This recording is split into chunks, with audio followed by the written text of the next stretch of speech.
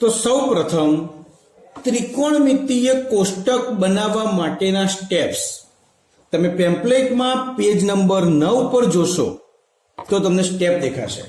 એનું પહેલું સ્ટેપ છે 0 1 2 3 4 મૂકવું. બરાબર. આનું રફ કામ હું અહીંયા નીચે કરીશ. આ ખાનામાં આપણે રફ કામ કરીશું. પહેલું સ્ટેપ 0 1 2 3 4 મૂકવું. બરાબર. બીજું સ્ટેપ દરેકના છેદમાં 4 મૂકવા, એટલે કે દરેક પદને 4 વડે ભાગવું. અને ત્રીજું સ્ટેપ દરેકનું વર્ગમૂળ કરવું. આમ 3 સ્ટેપમાં આપણે આ કોષ્ટક બનાવીશું. સૌપ્રથમ ત્રિકોણમિતિના કોષ્ટકમાં આપણે 5 જ ખૂણાના માપ શોધીશું: 0, 30, 45, 60 અને 90. અને તમે જાણો છો કે ત્રિકોણમિતિના 6 ગુણોત્તરો છે: sin, cos, tan, cosec, sec અને cot. બરાબર. તો આ 6 ગુણોત્તરો માટે આ 5 ખૂણાના માપ આપણે શોધીશું. હવે ઘણા બાળકોનો એવો પ્રશ્ન હોઈ શકે કે સર આ 5 જ કેમ? 50 અંશનો ખૂણો આવે તો એનું માપ શું હોય? પ્રશ્ન વ્યાજબી છે. 61 અંશનો હોય તો, 89 અંશનો હોય તો ખરેખર એક લોગ બુક આવતી હોય છે. તમે જૂના કોર્સમાં લઘુગણક નામનું ચેપ્ટર નથી ભણ્યા એટલે તમને ખબર નથી, પણ એક લોગ બુક આવતી હોય છે જે આ બધી સંખ્યાઓની કિંમતો દર્શાવે. તો એની અંદર 0 થી લઈને 90 સુધીના તમામ ખૂણાનો સમાવેશ થાય. એટલે કે 0 થી 90 એટલે 1 2 3 4 5 એમ દરેકે દરેક ખૂણાની કિંમત એના પરથી શોધી શકાય. બરાબર. તમે જેમ અગાઉના ધોરણમાં ભણશો તેમ એ બધાની ઉપયોગિતા તમે સમજશો. અને ફક્ત 0 થી 90 જ નહીં, એની વચ્ચેના, જેમ કે પોઈન્ટમાં કહી શકીએ, જેમ કે 1 કલાક એટલે 60 મિનિટ થઈ, એમ 0 થી 1 ખૂણો, તો એ ખૂણાની વચ્ચે પણ 60 ભાગ પડે. બરાબર. એને આપણે મિનિટ કહીશું. પછી એની આગળ સેકન્ડ પણ કહી શકાય છે. તો એ રીતે પણ એની કિંમત મળી શકે છે. પણ એટલું બધું ડિટેલમાં અત્યારે ભણવાનું નથી. અત્યારે આપણે ફક્ત 0, 30, 45, 60 અને 90 જ ભણવાના છે. પણ આ ભણ્યા પછી અગાઉના ધોરણમાં જ્યારે મેં કીધું એમ ડિટેલમાં ભણવાનું આવશે તો તમારું કામ સરળ થઈ જશે, કારણ કે તમે કામ કેવી રીતે કરવું તે જાણતા હશો. બરાબર. બીજી માહિતી, 90 થી આગળના ખૂણા. તો ખરેખર 90 થી પણ આગળ 360 સુધીના ખૂણાઓની કિંમત પણ શોધી શકાય. એ પણ તમે અગાઉના ધોરણમાં ભણશો. ઓકે.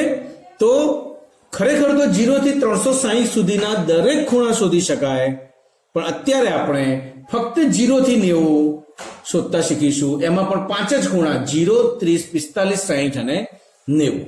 બરાબર. અને 5ની જ કિંમત મોઢે મેળવી શકાય એવી છે.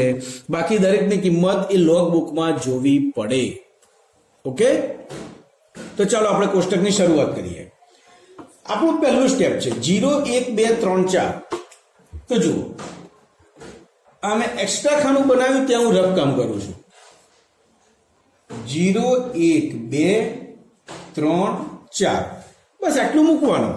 જો હું જે સ્ટેપ કરું છું આ પ્રમાણે તમે કામ કરશો તો જરા પણ અઘરું પડશે નહીં. તમને રમત જેવું લાગશે. બોલો, આટલું મૂકતા તો આવડે જ દરેકને. એના પછીનું સ્ટેપ છે દરેકના છેદમાં 4 મૂકવા. જો દરેકના છેદમાં આપણે 4 મૂકીશું.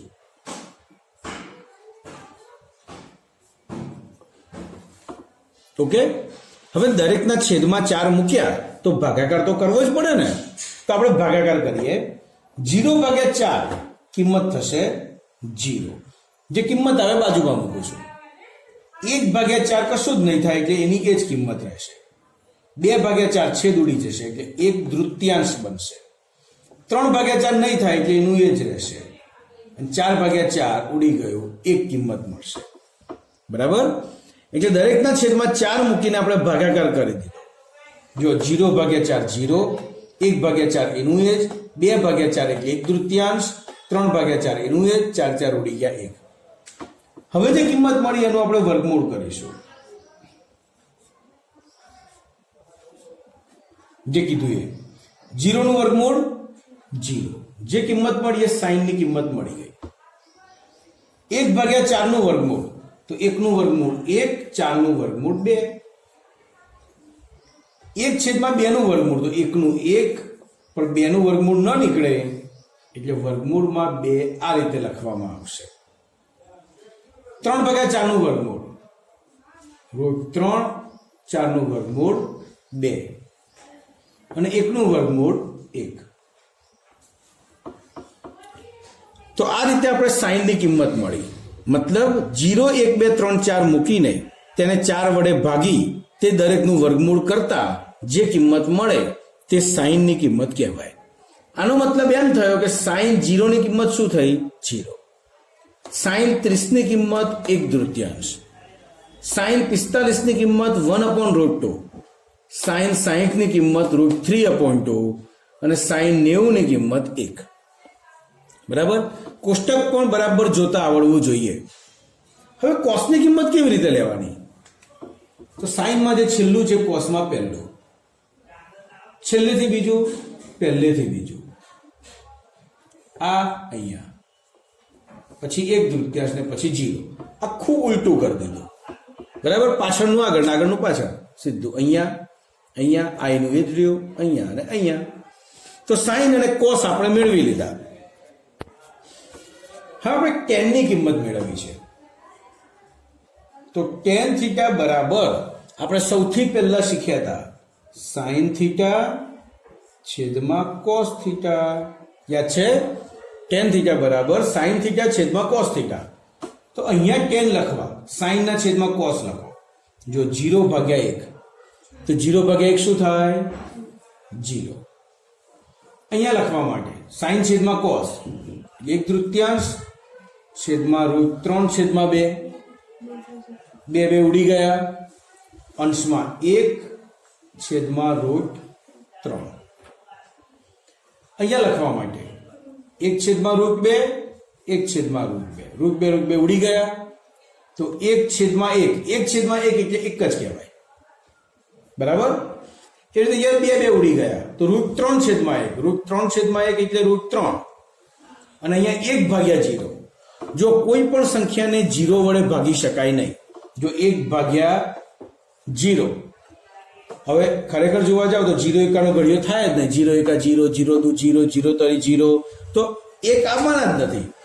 એટલે કે કોઈ પણ સંખ્યાના છેદમાં જ્યારે શૂન્ય આવે તો તેની કિંમત મેળવી શકાતી નથી, અથવા એમ કહેવાય તેની કિંમત અનંત સુધી મળે. એટલે આનો જવાબ ફક્ત ડેશ કરી દો તોય ચાલે, અથવા તો આવી ઇન્ફિનિટની સાઈન છે એ કરો તો પણ ચાલે. આપણે આ કિંમત નથી એટલે ફક્ત ડેશ તરીકે સંબોધીશું. બરાબર? આમ આપણે સાઈન, કોસ અને ટેનની કિંમત મેળવી લીધી.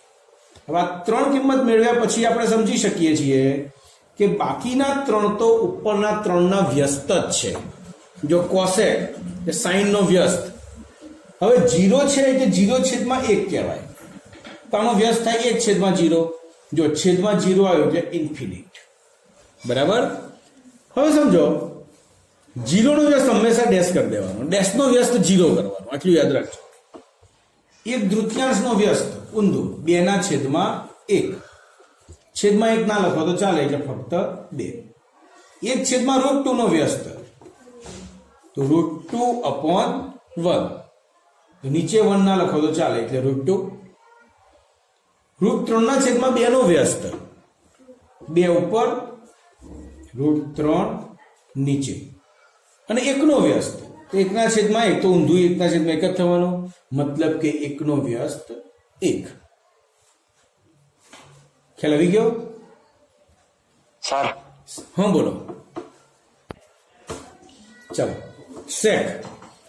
સેક એ કોસનો વ્યસ્ત છે. કોસનો વ્યસ્ત 1 નો વ્યસ્ત 1, 2/√3, √2 ઉપર, અહીંયા 2 ઉપર અને 0 નો વ્યસ્ત ડેશ. એટલે સેક માટે એવું પણ કહી શકાય, કોસેક નું ઊંધું જુઓ, છેલ્લું પહેલું, આ અહીંયા, આ અહીંયા, આ અહીંયા, આ અહીંયા. બરાબર? એ રીતે લખો કે આ રીતે લખો ચાલે. એવી રીતે કોટ એ 10 નો વ્યસ્ત છે, તો 0 નો વ્યસ્ત ડેશ, ઊંધું, 1 નો વ્યસ્ત 1, √3 જો એકલા √3 એટલે છેદમાં 1, તો આનો વ્યસ્ત થાય 1/√3 અને ડેશ નો વ્યસ્ત 0. એટલે કોટમાં 10 નું ઊંધું પણ થઈ જાય. આમ જુઓ, હવે ખરેખર ઊંધું શું છે એ આપણે આના પછીની રીતમાં સમજીશું. બરાબર, કે ઊંધું કેમ સરખું થયું બંનેમાં એના પછીની રીતમાં તમને ખ્યાલ આવશે. અત્યારે તમે ત્રિકોણમિતિય કોષ્ટક બનાવતા શીખી ગયા. બરાબર, હવે આ કોષ્ટકનો ઉપયોગ કરીને આપણે દાખલા ગણવાના છે. કોષ્ટક આવડી ગયો પછી દાખલામાં કશું જ અઘરું નથી. તો તમે હાલ કોષ્ટક ધ્યાનપૂર્વક જોઈ લો. તો ચલો બાળકો, કોષ્ટકનો ઉપયોગ કરીને જે દાખલા છે તે દાખલા આપણે સમજીએ. તો સૌ પ્રથમ અહીંયા કહ્યું છે કે a બરાબર 30 લેવાના અને b બરાબર 60 લઈ. ચકાસો કે sin a પ્લસ b બરાબર sin a into cos b plus cos a into sin b. તો સૌ પ્રથમ આપણે ડાબી બાજુ લઈશું. ડાબી બાજુ બરાબર sin a plus b, sin a ની કિંમત છે 30, b ની કિંમત છે 60. sin 30 ને 60 90. હવે તમે કોષ્ટકમાં જોઈ શકો છો sin 90 ની કિંમત શું છે? 1. તો ડાબી બાજુની કિંમત મળી આપણને 1. એવી રીતે આપણે જમણી બાજુ લઈશું. જો sin a into cos b plus cos a into sin b. બસ ફક્ત a અને b ની કિંમત જ મૂકવાની છે. જો a ની કિંમત શું છે? 30. તો sin 30 આ ટપકું એટલે ગુણાકાર કહેવાય, ઇન્ટુ cos b ની કિંમત 60 પ્લસ cos a ની કિંમત 30 sin b ની કિંમત 60. હવે કિંમત મૂકીશું sin 30 ની કિંમત. તો કોષ્ટકમાં જોઈ શકો છો sin 30 ની કિંમત છે 1/2 ગુણ્યા સંખ્યા આવે એટલે આપણે ઇન્ટુ નહીં કરવાનું, ગુણ્યા કરી દેવાનું, જેથી આપણને કામ કરવામાં સરળતા રહે. કેમ કે ઇન્ટુ કોપર પોઈન્ટ જેવું દેખાઈ જતું હોય છે અને ક્યાંક એવું આવું આવ્યું 2 ઇન્ટુ 3 તો 2.3 પણ વંચાય પછી આગળ ભૂલ પડે. એટલે આપણે શક્ય હોય ત્યાં સુધી ગુણ્યા કરી દેવું. આટલું ધ્યાનમાં રાખજો. ઇન્ટુ કરવું ખોટું નથી, પણ આવી ભૂલ પડવાના ચાન્સીસ છે. ગુણ્યા cos 60 ની કિંમત પણ 1/2, આ કૌંસ અલગ કરીશું, પ્લસ cos 30 ની કિંમત √3/2 ગુણ્યા sin 60 ની કિંમત પણ √3/2. કૌંસ આપ્યા નથી, પણ કૌંસ કરવાનું કારણ એ છે કે તમે ભાગુ સભાનો નિયમ જાણો છો. પહેલા ગુણાકાર થાય પછી સરવાળો થાય. એટલે ભૂલથી એ સરવાળો પહેલા ન થઈ જાય એ પણ આપણે ધ્યાન રાખવું. 1 એકા 1, અંશનો અંશ સાથે ગુણાકાર, છેદનો છેદ સાથે ગુણાકાર. √3 ગુણ્યા √3 3, 2 દુ 4. 4 લસા નીકળશે. 3 વત્તા 1 સોરી 1 વત્તા 3,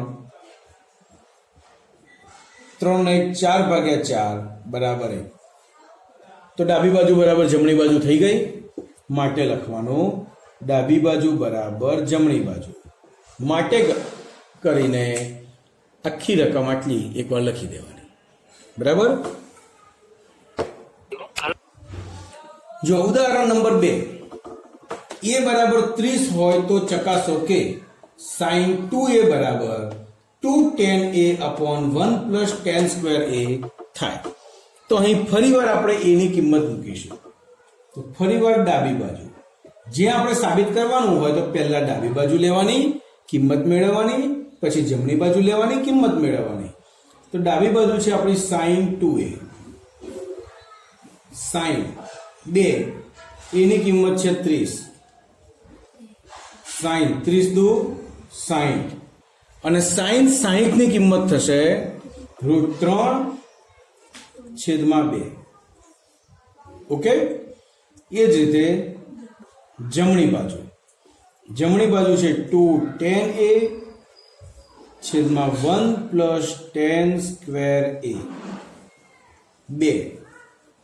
ટેન એની કિંમત છે 30, નીચે 1 પ્લસ ટેન સ્ક્વેર 30, 2 ગુણ્યા હવે ટેન 30 ની કિંમત, જો ટેન 30 ની કિંમત શું છે તો 1/√3 છેદમાં 1 પ્લસ ટેન સ્ક્વેર 30 એટલે 1/√3. ધ્યાન રાખજો ટેન 30 ની કિંમત 1/√3 અને ટેન નો સ્ક્વેર છે એટલે અહીંયા સ્ક્વેર. હંમેશા ટેન સ્ક્વેર 30 આ રીતે લખાશે, ટેન 30 સ્ક્વેર એવી રીતે નહીં લખાય, બરોબર. કે ટેન નો વર્ગ છે અને ટેન 30 છે એટલે ટેન 30 નો આપણે વર્ગ કરવાનો. આ ગણતરી સમજજો, મતલબ આમ સાઇન સ્ક્વેર થીટા લખાય, સાઇન થીટા સ્ક્વેર ના લખાય, આવું ક્યાંય અસ્તિત્વ નથી. અને આ બંને અલગ અલગ વસ્તુ થઈ, બરાબર, એ ધ્યાનમાં રાખજો.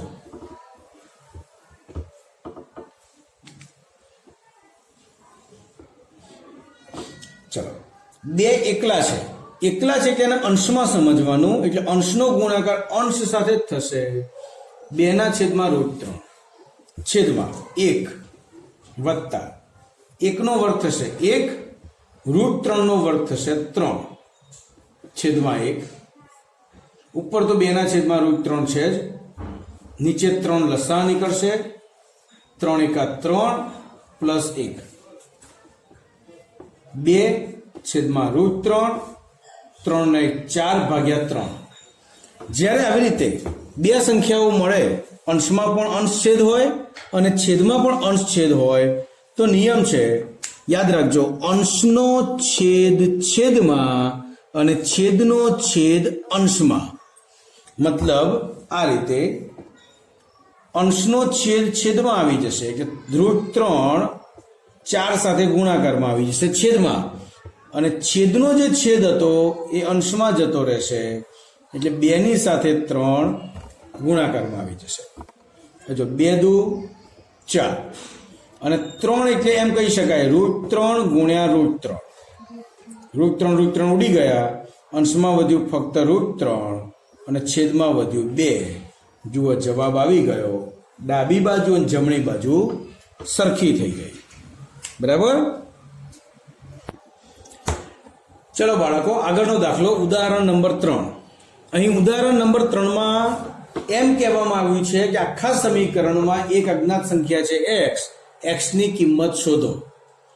તો અહીં ડાબા બરાબર જબા એવું નહીં કરવાનું, કારણ કે સાબિત કરવાનું નથી કીધું, અહીંયા કિંમત શોધવાની. કિંમત શોધવા માટે સમીકરણ બનાવવું પડે, એટલે આપણે સહેજ પણ ગભરાયા વિના દરેકની કિંમત મૂકતા જાઓ, સાદું રૂપ આપો, આપોઆપ રસ્તો મળી જશે. જો x ગુણ્યા sin 45 ની કિંમત દરેક જે કોષ્ટકમાં જોતા જજો, 1/√2 અને વર્ગ છે એટલે આખા કૌંસનો વર્ગ.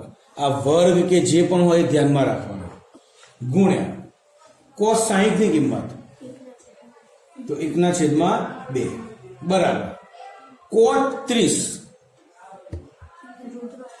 √3 કૌંસનો વર્ગ ગુણ્યા sec 60 2 છેદમાં tan 45 1 કૌંસમાં છે વર્ગ ગુણ્યા cosec 30 2.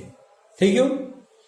હવે આગળ વધીએ, x ગુણ્યા 1 નો વર્ગ 1, √2 નો વર્ગ થશે 2 ગુણ્યા 1/2, √3 નો વર્ગ થશે 3 ગુણ્યા આ બે તો ઉડી ગયા એટલે કશું કરવાની જરૂર નથી, છેદમાં 1.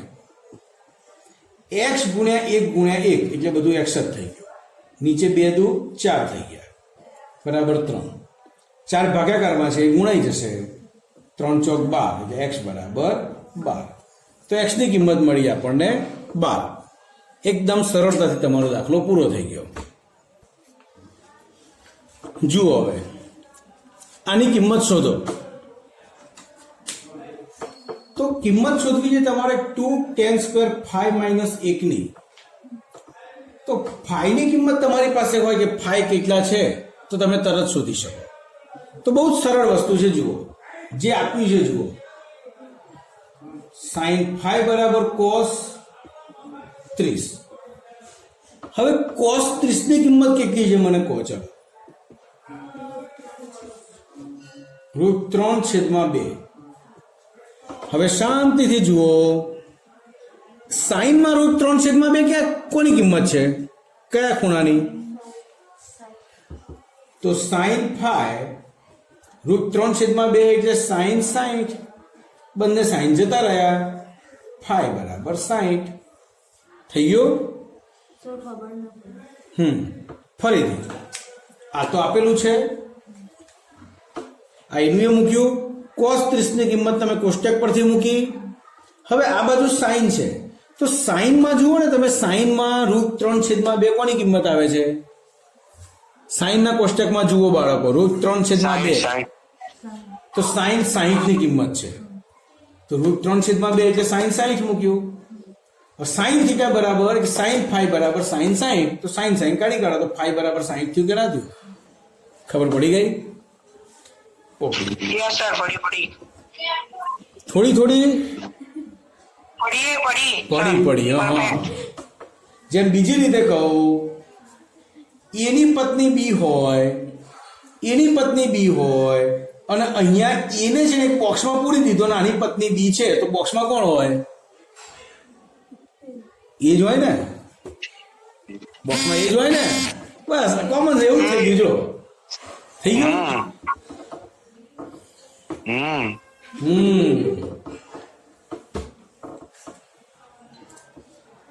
ચલો, 2 tan² phi બરાબર 1.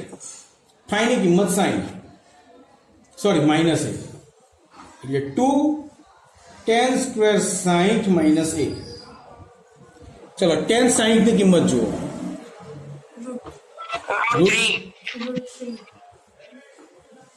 એનો વર્ગ -1, √3 નો વર્ગ થશે 3 - 1, 3 દુ 6 - 1 બરાબર થશે બરાબર 5.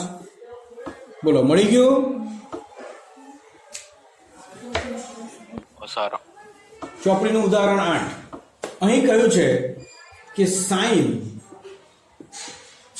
a - b બરાબર 1/3, બરાબર, અને cos a + b બરાબર 1/3. ત્યારબાદ એવું કહ્યું છે કે 0 a + b <90. આનો મતલબ એ, આવું કેમ લખવું પડે કે a + b બંનેનો સરવાળો 90 થી તો નાનો જ છે. એટલે અત્યારે આપણે જે ત્રિકોણમિતિ ભણી રહ્યા છીએ એ 0 થી 90 વચ્ચેના ખૂણાઓ માટે જ ભણી રહ્યા છીએ એવું અહીંયા સાબિત થાય છે.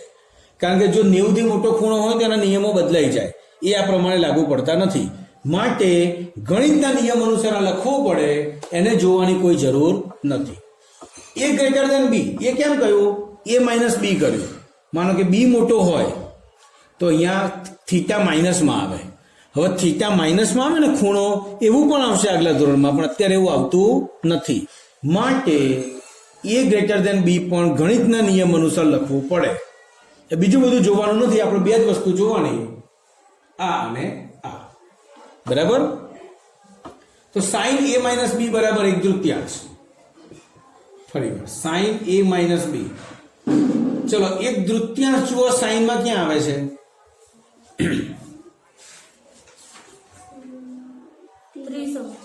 30 અંશ,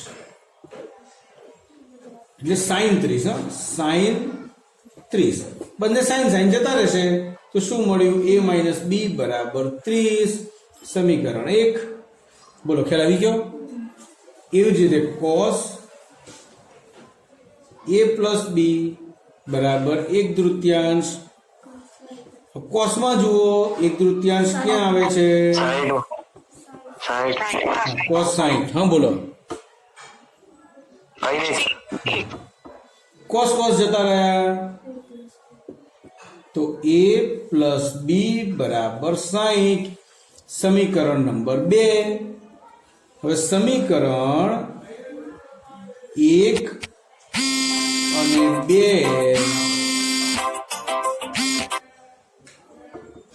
નો લોપ કરતા, બરાબર. સમીકરણ 1 છે a - b બરાબર 30 અને 2 છે a + b બરાબર 60. b ઉડી ગયા. a 2a બરાબર 60 + 30 90.